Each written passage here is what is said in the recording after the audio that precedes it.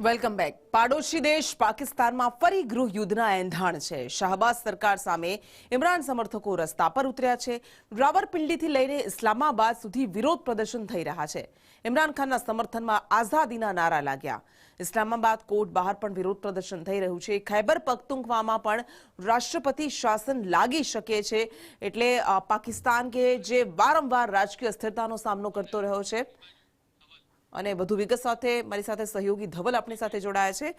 ધવલ, આ દેશ કે જ્યાં આપણે જોયું છે કે કોઈ પણ સરકાર, કોઈ પણ પ્રધાનમંત્રી સતત 5 વર્ષ સુધી નથી રહ્યા અને હવે વધુ એક વખત અહીંયા રાજકીય અસ્થિરતા દેખાઈ રહી છે। ઇમરાનના સમર્થકો અત્યારે વિરોધ પ્રદર્શન કરી રહ્યા છે। ધવલ, આવે તો પાકિસ્તાનમાં ગૃહ યુદ્ધના એંધાણ એ કોઈ સામાન્ય સમાચાર નથી।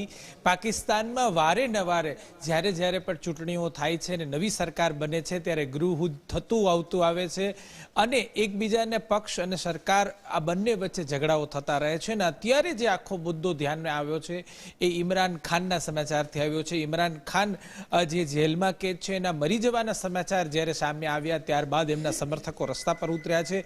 છેલ્લા 15 દિવસથી પાકિસ્તાનમાં રાજકીય સ્થિરતા પણ ખોરવાઈ ગઈ હોય તેવું લાગી રહ્યું છે।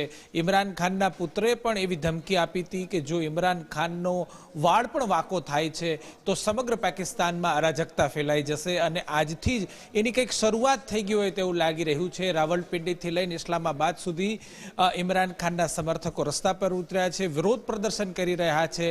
ઘણી બધી જગ્યાએ વિરોધ પણ એટલો આક્રમક બની રહ્યો છે કે કોર્ટની બહાર પણ વિરોધ પ્રદર્શન ચાલી રહ્યો છે। જી બિલકુલ, આભાર। અને આ સાથે જ વોર રૂમમાં હાલ બસ આટલું। તમામ મહત્વપૂર્ણ સમાચાર માટે જોતા રહો સંદેશ ન્યૂઝ। નમસ્કાર।